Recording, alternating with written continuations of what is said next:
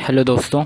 तो मैं आप सबका स्वागत करता हूं एक और वीडियो में by AutoCAD tutorials by MCG CAD works.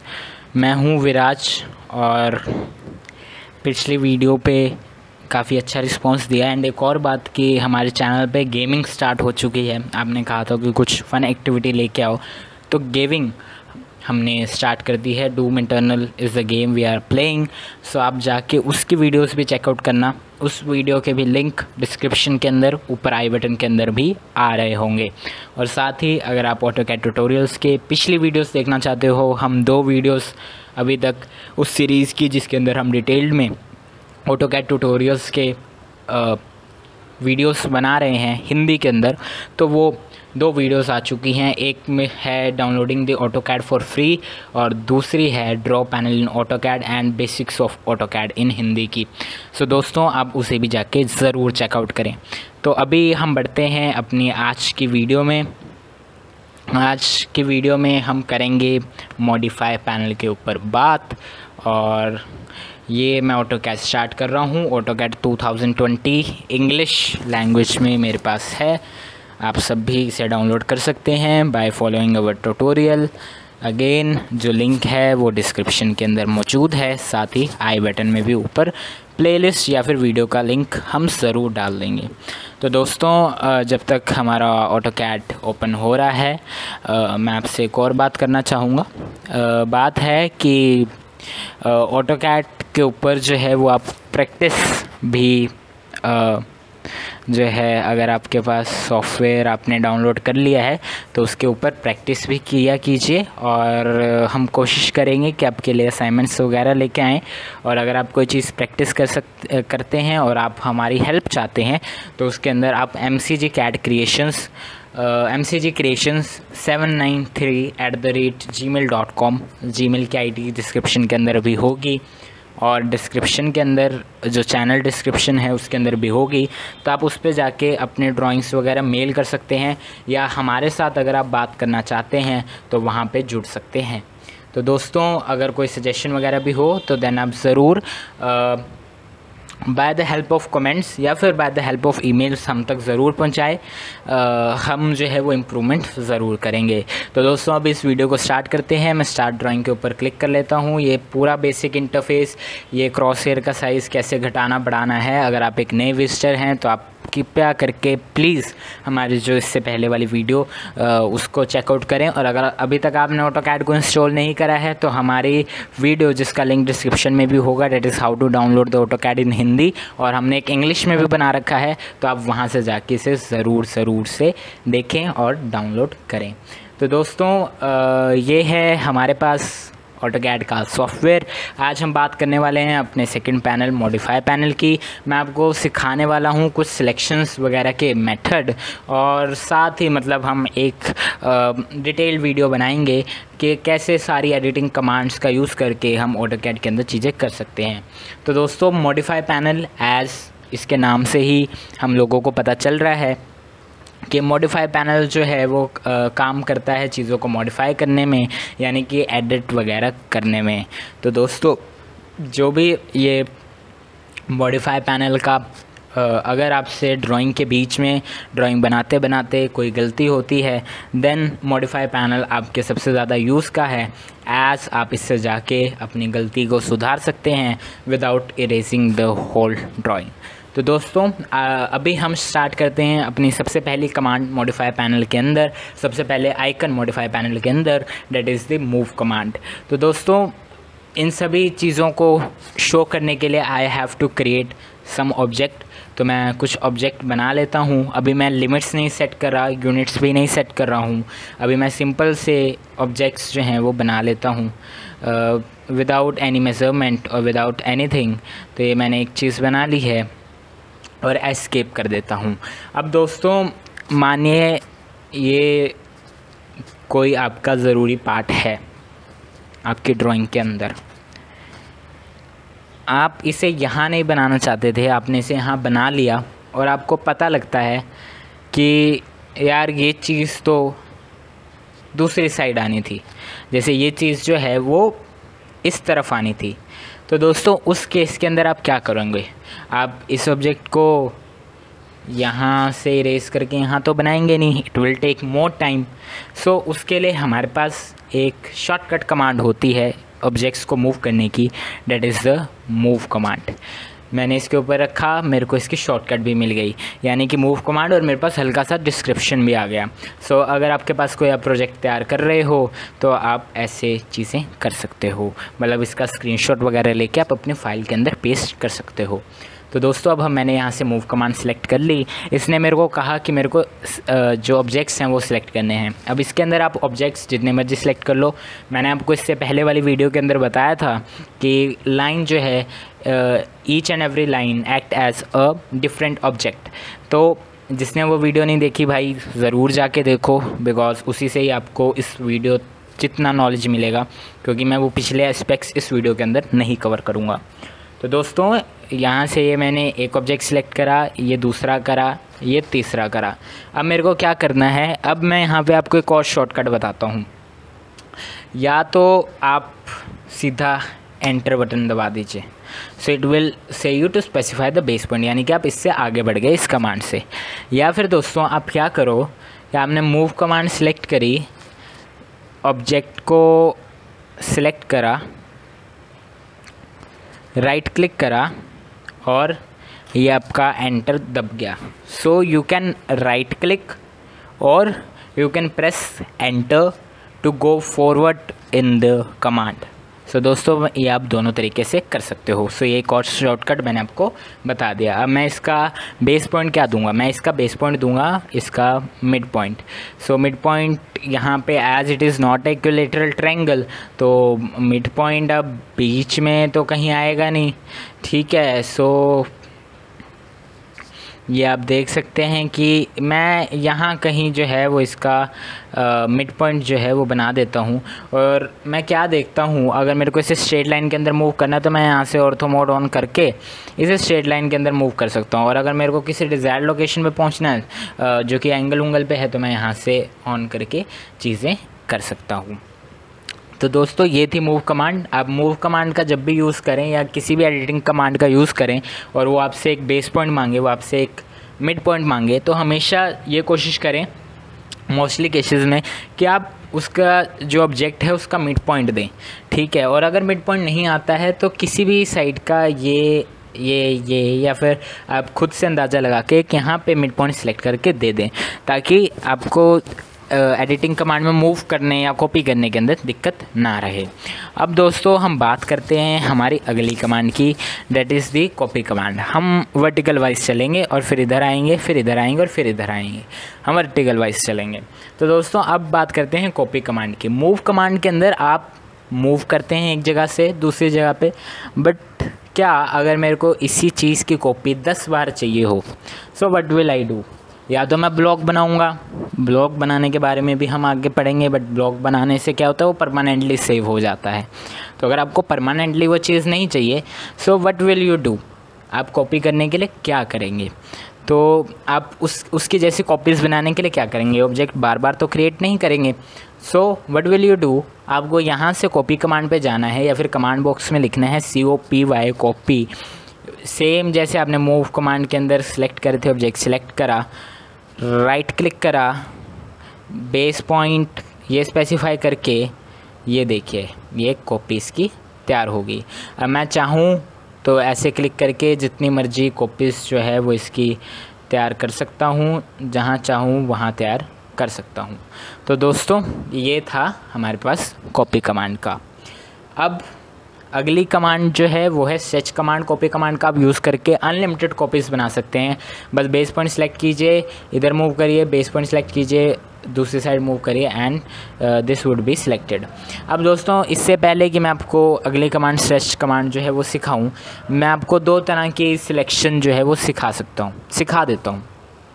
दोस्तों क्या होता है कि ऑटोकैड के अंदर जब आपके पास बहुत सारे ऑब्जेक्ट्स होते हैं रिमूव करने के लिए, तो आप एक एक पे क्लिक करके तो जाएंगे ही नहीं, ठीक है। वो बहुत ही ज़्यादा टाइम कंज्यूमिंग और बहुत अनस्मार्ट वे रहेगा उस चीज़ को करने का। तो दोस्तों उसके अंदर हम ऑटोकैड के अंदर क्या करते हैं कि हम बहुत सारी सिलेक्शंस एक बारी के अंदर कर लेते हैं। अब वो कैसे करते हैं वो मैं आपको बताता हूँ। अपने माउस पे क्लिक कीजिए और अपने माउस को ड्रैग कर दीजिए पूरे एरिया के ऊपर जिसे आप सिलेक्ट करना चाहते हैं। तो ये हो गया मेरा सिलेक्ट। उस एरिया के अंदर जितने भी ऑब्जेक्ट होंगे वो सारे सिलेक्ट हो जाएंगे।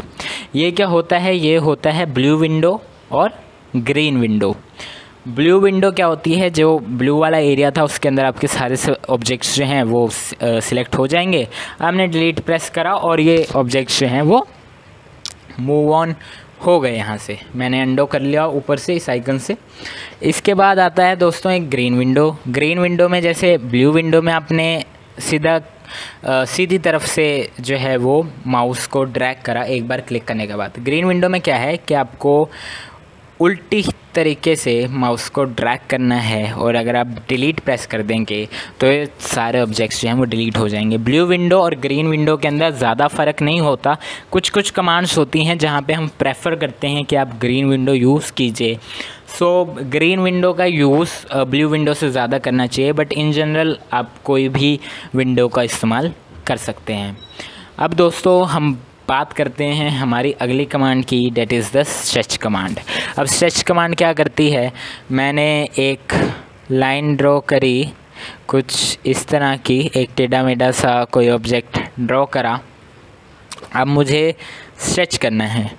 स्ट्रेच के अंदर मेरे से पूछेगा सिलेक्ट ऑब्जेक्ट।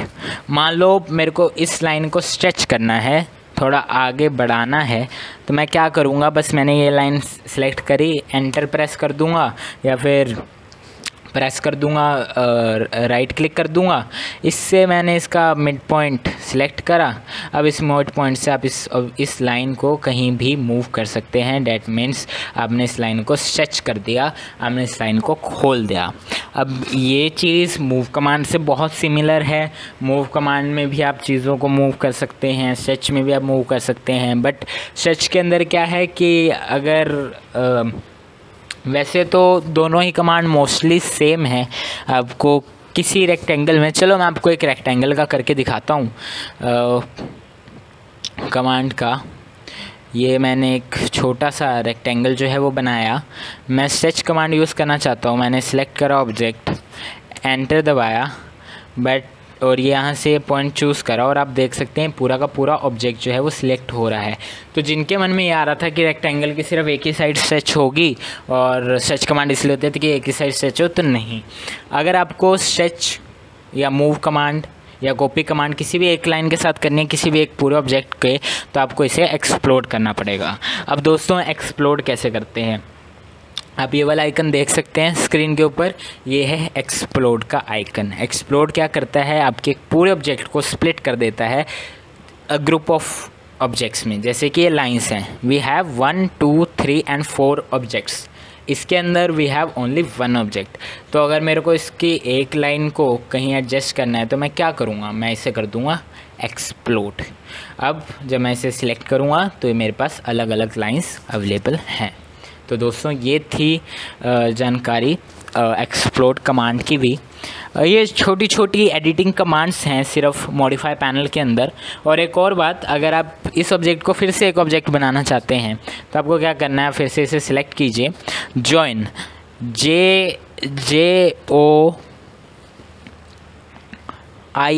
Join command. आपने जॉइन कमांड दी, अब देखो अब ये पूरा फिर से जॉइन हो गया।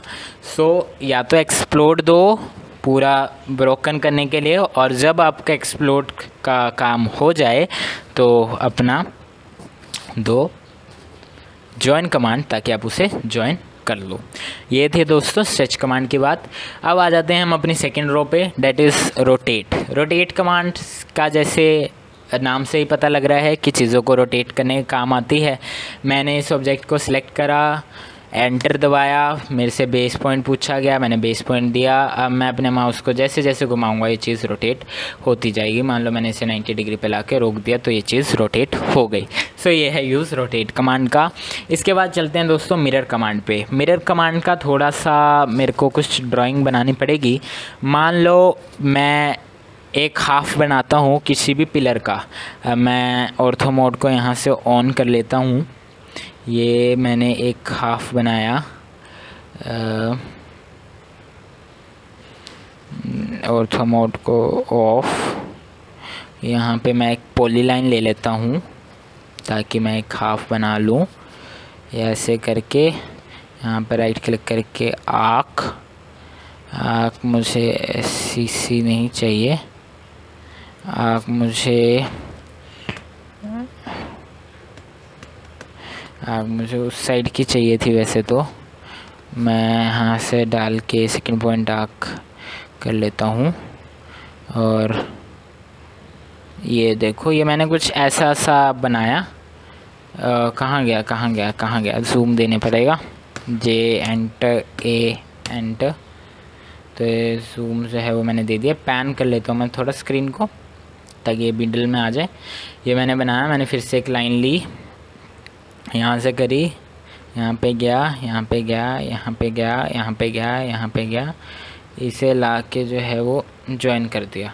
सोचो ये मैंने कोई भी ऑब्जेक्ट बनाया, कोई भी चीज़ बनाई।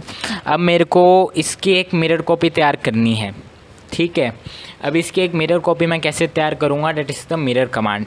ऐसे ही कमांड जैसे आप मिरर में देखते हो ना, चीज़ें उल्टी होती हैं, मतलब दूसरी साइड होती हैं, लेफ़्ट के राइट में, राइट का लेफ़्ट में। तो ये कमांड जो है वो यही चीज़ करती है। इसकी एक कॉपी तैयार हो जाएगी, बिल्कुल एक मिरर इमेज। अब मेरे से बोल रहा है सिलेक्ट करो ऑब्जेक्ट, तो मैं क्या करूँगा, मैं यहाँ से ऐसे टाइप कर, ऐसे वही ब्लू विंडो सिलेक्शन का यूज़ करूँगा, ये पूरा नीचे तक, ठीक है। मेरा पूरा सेलेक्ट हो गया। एंटर दबाया, मेरे से पूछ रहा है फर्स्ट पॉइंट मिरर लाइन का मैंने ये दे दिया। नो, अच्छा ये मैंने वो कर दिया। रुको, Ctrl+Z करके मैं वापस चला जाता हूँ, एंटर कर देता हूँ। सॉरी,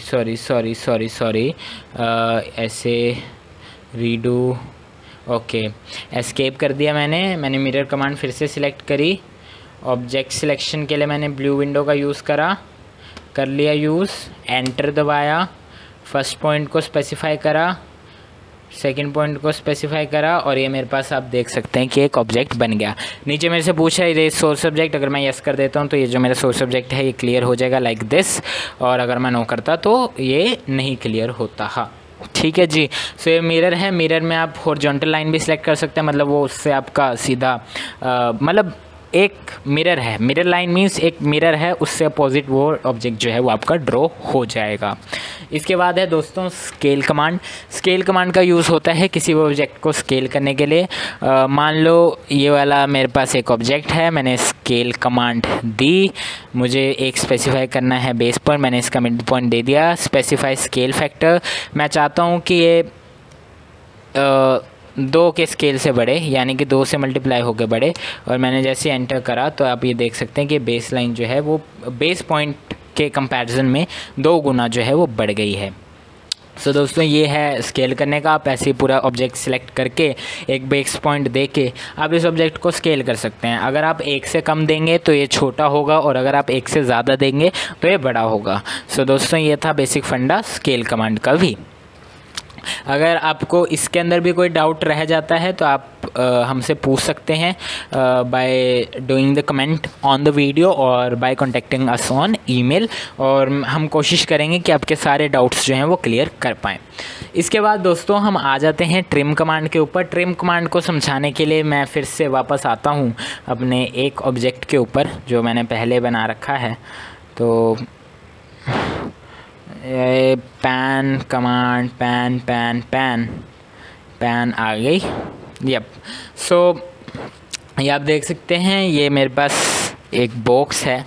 मैं क्या करता हूँ कि मैं इसके अंदर एक लाइन यहाँ से यहाँ तक और थोड़ी सी आगे बढ़ा देता हूँ इस लाइन को, और फिर इसे यहाँ तक जॉइन कर देता हूँ, और एक इसे यहाँ तक और इस वाले को यहाँ तक जॉइन कर देता हूँ। अब ये मेरे पास कुछ भी ऐसा सही है। अब मुझे क्या करना है कि मुझे कुछ पोर्शंस को ट्रिम करना है।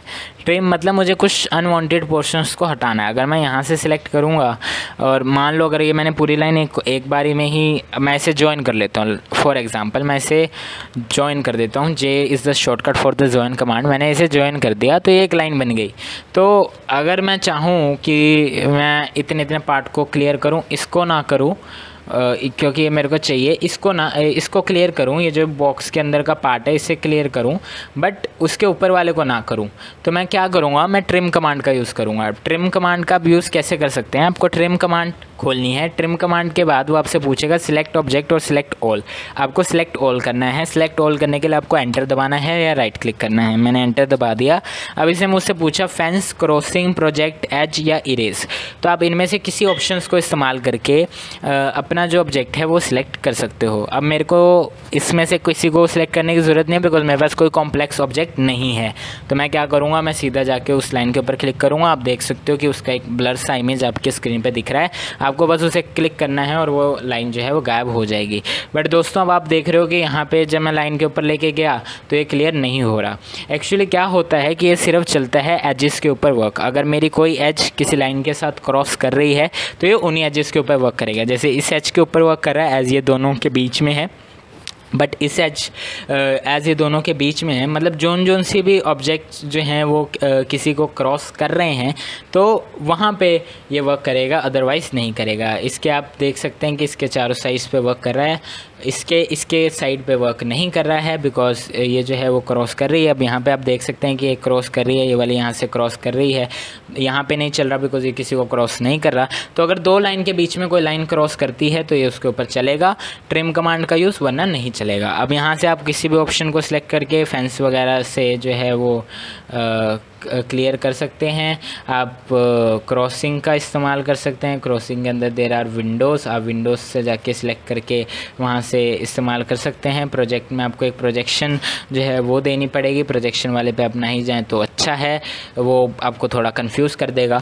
सो ये थी चीज़ें जो हैं वो हमारे ट्रिम कमांड के ऊपर ये सारी चीज़ें जो हैं वो एप्लीकेबल थी।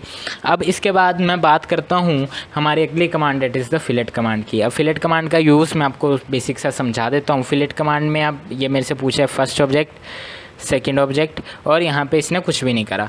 तो अब आपको फिलेट कमांड का यूज़ करने के लिए क्या करना है, फिलेट कमांड का यूज़ करने के लिए शॉर्टकट भी फिलेट ही है, FILLET। आप इसे कमांड बॉक्स में टाइप करके फिलेट कमांड का यूज़ कर सकते हैं। आपको क्या करना है, अगर मेरे को फिलेट जो है वो ऐसे ही राउंड एजेस प्रोड्यूस करता है, जैसे कि इसके डिस्क्रिप्शन में भी आपको दिखेगा। ये जैसे आप 1 से 2 के बीच में अपने स्क्रीन के ऊपर एक राउंड एजेस देख रहे हैं, तो और आपके किसी भी, अगर आप लैपटॉप के ऊपर देख रहे हैं तो आपके साइड की जो एजेस हैं वो राउंड हैं, उसे नोकीला नहीं छोड़ा जाता ताकि वो किसी को हार्म ना करे, किसी को हर्ट ना करे। सो उसके अंदर जब हम डिज़ाइनिंग करते हैं इन चीज़ों को राउंड बनाने के लिए, अगर आपको एक परफेक्ट रेडियस चाहिए किसी भी चीज़ का राउंड बनाने के लिए, सो हम क्या यूज़ करते हैं, हम यूज़ करते हैं फिलेट कमांड का। तो फिलेट कमांड का यूज़ मैं आपको रेक्टेंगल के ऊपर दिखाऊंगा। सबसे पहले ये मेरे पास रेक्टेंगल है, ये पूरा है, मान लीजिए मैंने इसकी 2 साइड्स को फिलेट करना है एट अ रेडियस ऑफ 10, ठीक है। बाय डिफ़ॉल्ट मेरे पास यहाँ पे मिलीमीटर की वैल्यू है। इससे मैं से पूछा सिलेक्ट फर्स्ट ऑब्जेक्ट, तो फर्स्ट ऑब्जेक्ट सिलेक्ट करने से पहले मैं क्या करूँगा, मैं इस यहाँ पे रेडियस क्लिक करूँगा, रेडियस मैं देता हूँ 10, एंटर। इसके बाद ये मेरे से पूछ रहा है फर्स्ट ऑब्जेक्ट और फिर ये मेरे से पूछा है सेकंड ऑब्जेक्ट, और आप यहाँ पे अगर मैं जूम करके आपको दिखाऊं तो आप देख सकते हैं कि यहाँ पे मेरे पास एक फिलेटेड कॉर्नर है, यानी कि एक राउंड कॉर्नर है। अब दोस्तों अगर आप इन चारों साइड्स को ही फिलेट जो है वो करना चाहिए 10-10-10 का, सो आप एक एक करके तो सिलेक्ट करेंगे नहीं, बिकॉज मैंने आपको पहले कहा कि एक स्मार्ट सॉफ्टवेयर है तो हमें स्मार्टली चलना है। तो मैं क्या करूँगा, मैं एंटर दबा के फिलेट कमांड को रिपीट करूँगा। मैं यहाँ से पॉलीलाइन जो है वो सिलेक्ट करूँगा, यहाँ से दूंगा रेडियस मैंने दिया 10, मैंने दिया एंटर।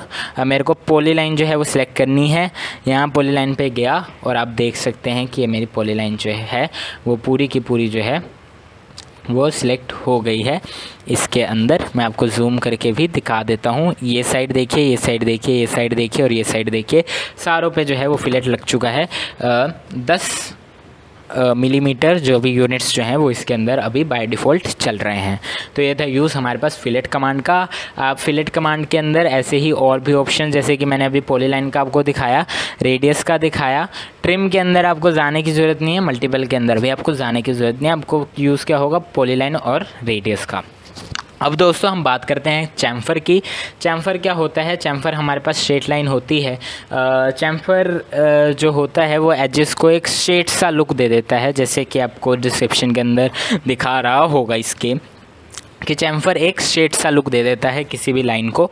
तो आप चैम्फर पे जाइए, कुछ नहीं करना, आपको सेम वही चीज़ सिलेक्ट करनी है। यहाँ पे आपसे फर्स्ट ऑब्जेक्ट मांगा गया, आप इसको सेकंड ऑब्जेक्ट मांगा गया, और आप देख सकते हैं कि आपके ये साइड जो है वो बिल्कुल पैनी कर दी, यानी कि बिल्कुल नुकीली कर दी। अब मैं फिर से चैम्फर कमांड यूज़ करूँगा और भी ऑप्शंस का यूज़ करूँगा। अब ये यहाँ से मैं चला जाता हूँ पॉलीलाइन के ऊपर। पॉलीलाइन के ऊपर मुझे सिलेक्ट करनी है पूरी एक पॉलीलाइन, और पॉलीलाइन के ऊपर जैसे मैंने क्लिक करा तो यहाँ पे कुछ भी नहीं आया। तो अब मेरे को क्या करना है, मैं चैम्फर के अंदर जाऊँगा, चैम्फर के अंदर मैं दूंगा एंगल दे दूंगा, chamfer specify chamfer length on the first line, तो मैं यहाँ पे दे दूंगा 15 की, एंटर कर दूंगा। Specify chamfer angle from the first line मैं दे दूंगा 45 का, एंटर कर दूंगा। अब मुझे फर्स्ट लाइन सेलेक्ट करनी है, मुझे सेकंड लाइन सेलेक्ट करनी है, और आप यहाँ देख सकते हैं कि एक चैम्फर आपका जो है वो क्रिएट हो गया है इस लाइन के ऊपर। अब आपको यही चीज़ एक पॉली लाइन के ऊपर करनी है, तो आप यहाँ से जो है वो पॉली लाइन सेलेक्ट कीजिए, यहाँ पे एंगल पे जाइए, 15 बाय डिफ़ॉल्ट है तो मैं एंटर दबा दूंगा, 45 बाय डिफ़ॉल्ट है मैं एंटर दबा दूंगा। अब मेरे से पूछ रहा है भाई पॉलीलाइन को सिलेक्ट करो, तो मेरे क्या है कि specify chamfer angle from the first line, यहाँ पे आ रहा है कि इनवैलिड चैम्फर एंगल। तो कोई बात नहीं, मैं फिर से करता हूँ, एंटर कर दूँगा, यहाँ से चला जाऊँगा पॉलीलाइन के ऊपर, पॉलीलाइन से चला जाऊँगा एंगल के ऊपर 15, और यहाँ पे एंगल दे दूँगा 10 का, एंटर कर दूँगा। ठीक है जी, इसके ऊपर सिलेक्ट करूँगा तो आप ये देख सकते हैं कि साइड्स कैसी सी हो गई हैं, 10 का एंगल जो है वो ये फॉलो कर रही हैं पहली लाइन। तो ठीक है, तो ये है मेथड हमारे पास चैम्फर क्रिएट करने का। अब चैम्फर के नीचे है हमारे पास ब्लेंड कर्व्स। ब्लेंड कर्व्स का यूज़ जो है वो मैं करता हूँ, थोड़ा सॉफ्टवेयर जो है वो बिकॉज हैवी यूसेज है तो थोड़ा डाउन चल रहा है। सिलेक्ट फर्स्ट ऑब्जेक्ट, ये तो पूरा ही ऑब्जेक्ट जो है वो सिलेक्ट हो जाएगा। First object, select second object, ये कर लिया। सो आप देख सकते हैं कि एक ब्लेंडेड कर्व जो है वो यहाँ से लेके वहाँ तक का चला गया। तो इसे ज़्यादातर तो सिविल और आर्किटेक्चर वाले यूज़ कर सकते हैं। अगर आपको कोई पिलर वगैरह का डिज़ाइन बनाना है तो आप यहाँ से बना सकते हैं। ब्लेंडेड कर्व का कोई भी वैसे कोई स्पेसिफाइड तो नहीं होता, दो ऑब्जेक्ट्स के बीच में जो है ये बन जाता है आपका ब्लेंडेड कर्व। इसके बाद दोस्तों हम बात करते हैं एरे की। अब एरे क्या होता है? एरे के अंदर आप ऑब्जेक्ट्स को जो है वो ग्रुप में लगा सकते हैं, कितने भी ग्रुप के अंदर लगा सकते हैं। सो अगर आपको रेक्टेंगुलर एरे बनाना है तो आप एरे रेक्ट का यूज़ कर सकते हैं। इसके अंदर मैंने रेक्टेंगुलर एरे बनाना है, मेरे को ऑब्जेक्ट को सिलेक्ट करना है, मैं राइट क्लिक दबाऊंगा और ये मेरे पास आप देख सकते हैं कि मेरे पास यहाँ पे कॉलम्स का आ गया, रोज़ का आ गया और लेवल्स का आ गया। तो दोस्तों अब मैं यहाँ से कॉलम सिलेक्ट कर सकता हूँ, मेरे को ये 2 कॉलम के अंदर चाहिए। मैं इन बिटवीन जो हाइट है, मतलब दो ऑब्जेक्ट्स के बीच की जो हाइट है वो मैं यहाँ से सिलेक्ट कर सकता हूँ। रोज़ मेरे को 2 ही चाहिए तो मैं 2 रोज़ बनाता हूँ। लेवल्स भी मुझे वही चाहिए। बेस पॉइंट जो है वो मैं सिलेक्ट कर लेता हूँ, स्पेसिफाई बेस पॉइंट ये मैंने सेलेक्ट कर लिया। क्लोज एरे, तो आप देख सकते हैं मैं पैन कर लेता हूँ स्क्रीन को कि मेरे पास 4 रेक्टेंगल्स का ग्रुप जो है वो आ गया। सो अगर आपको किसी ग्रुप में किसी चीज़ को लगाना है तो आप इस एरे का इस्तेमाल कर सकते हैं। इसी तरह there is a path array. अगर मैं कोई कर्व्ड लाइन यहाँ ड्रॉ कर देता हूँ और एक ऑब्जेक्ट को सिलेक्ट कर लेता हूँ और फिर उसका पाथ बता देता हूँ तो वहाँ पे पाथ एरे हो जाएगा। और पोलर एरे में एक सर्कल के अंदर जो है वो चीज़ें अरेंज हो जाएंगी, आप उसके अंदर एंगल्स वगैरह सेलेक्ट कर सकते हो। तो ये थी दोस्तों ये तीनों एरे का टाइप्स। इसके बाद है हमारे पास दोस्तों कुछ बेसिक कमांड, डेट इज़ एक है इरेज कमांड। इरेज कमांड का आप सबको यूज़ पता ही है। आप यहाँ से जो है जाके, और एरे एक पूरे होल ऑब्जेक्ट की तरह काम करता है। सिलेक्ट ऑब्जेक्ट कर लिया, एंटर दबा दिया, ये सारा क्लियर हो गया, इरेज हो गया। सो ये थी इरेज कमांड। आप इरेज कमांड की जगह डिलीट का ऑप्शन जो आपके कीबोर्ड के ऊपर होता है वो इस्तेमाल कर सकते हो, चीज़ों को सिलेक्ट करके, या फिर यहाँ से इरेज कमांड जो है वो यूज़ कर सकते हो। इसके बाद दोस्तों है एक्सप्लोड कमांड। एक्सप्लोड कमांड का मैंने आपको यूज़ बता ही दिया है, और कैसे इस्तेमाल करके वो भी मैंने आपको बता ही दिया है। इसके बाद है दोस्तों ऑफसेट कमांड। ऑफसेट कमांड के यूज़ के लिए मैं फिर से एक लाइन ड्रॉ करता हूँ। मान लो मेरे को इस लाइन के 2-2 सेंटीमीटर के ऊपर ये लाइन चाहिए, तो मैं कॉपी कमांड का यूज़ नहीं कर सकता, बिकॉज उसके अंदर फिर मेरे को डिस्टेंस देना पड़ेगा बार बार। तो मैं क्या करूँगा कि मैं यूज़ करूँगा ऑफसेट कमांड का। ऑफसेट डिस्टेंस मुझे सबसे पहले देना है, मैं 2 का यूज़ करूँगा, एंटर दबा दूँगा। मेरे को ऑब्जेक्ट सेलेक्ट करने को बोला है। अब मेरे को specify point on side to offset, तो अब मैं जिस साइड पे पॉइंट दूँगा तो वहाँ पर वो हो जाएगा। अब मैं इसका डिस्टेंस जो है वो 20 देता हूँ, एंटर कर दिया। तो आप देख सकते हैं कि यहाँ पे मेरे को चीज़ें दिख रही हैं, ये 20 के डिस्टेंस पे जो है वो है। अब ऑफसेट कमांड चालू रहेगी जब तक आप एस्केप का बटन ना दबाओ। आप सेलेक्ट करो ऑब्जेक्ट को, डिस्टेंस दो और इस साइड क्लिक कर दो। अभी मैं डिस्टेंस जो है वो बाय डिफ़ॉल्ट का बढ़ा देता हूँ, तो ऑफसेट कमांड ये रही। मैं बाय डिफ़ॉल्ट का बढ़ा देता हूँ, 50 कर देता हूँ, एंटर। मैं कर लेता हूँ सिलेक्ट ऑब्जेक्ट। मुझे जिस साइड जाना है वहाँ पे 50 क्लिक कर दूँगा। यहाँ से मुझे ऊपर जाना है 50, वहाँ क्लिक कर दूँगा। 50 50 50 ऐसे करके जो है वो क्लिक कर दूंगा। तो दोस्तों ये था हमारे पास यूज़ ऑफसेट कमांड का। अब हम आ जाते हैं अपने मॉडिफाई पैनल के ड्रॉप डाउन मेन्यू में। कुछ ऐसी कमांड्स जो कि आपको इतनी ज़्यादा यूज़ जनरल वे में नहीं होती हैं, और बट उसके चीज़ आप समझ जाएं तो काफ़ी अच्छा रहेगा। इसके बाद है दोस्तों हमारे पास set to by layer. Set to by layer का हम तब करेंगे जब हम लेयर टैब के ऊपर पहुंचेंगे। लेयर टैब की हमारी चौथी वीडियो होने वाली है इस हिंदी के अंदर।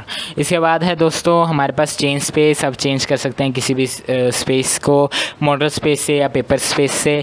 मतलब अगर आपके पास कोई ऑब्जेक्ट आपने मॉडल स्पेस के अंदर तैयार कर लिया है, आप उसे पेपर स्पेस के ऊपर भी मूव करना चाहते हैं, मतलब कि लेआउट 1 या लेआउट 2 में मूव करना चाहते हैं, तो आप चेंज स्पेस या आप इसका शॉर्टकट CS स्पेस का यूज़ कर सकते हैं। इसके बाद है दोस्तों हमारे पास लेंथन कमांड। लेंथन कमांड क्या करती है, इंक्रीज़ करती है लेंथ को। अब ग्रिप्स का जो है वो वीडियो हम बहुत जल्द आपके पास लाने वाले हैं, तो आप उससे जो है वो इसे ईज़िली सीख सकते हैं। आपको लेंथन कमांड के यूज़ करने की ज़रूरत नहीं है। इसके बाद है दोस्तों हमारे पास एडिट पॉलीलाइन। आप पॉलीलाइन को एडिट कर सकते हैं इस कमांड से। इसे हम ज़्यादातर 3D के अंदर यूज़ करते हैं। स्प्लाइन पॉलीलाइन की ही एक टाइप होती है जिसको हम 3D के अंदर यूज़ करते हैं, तो आप इस कमांड का भी यूज़ 3D के अंदर कर सकते हैं।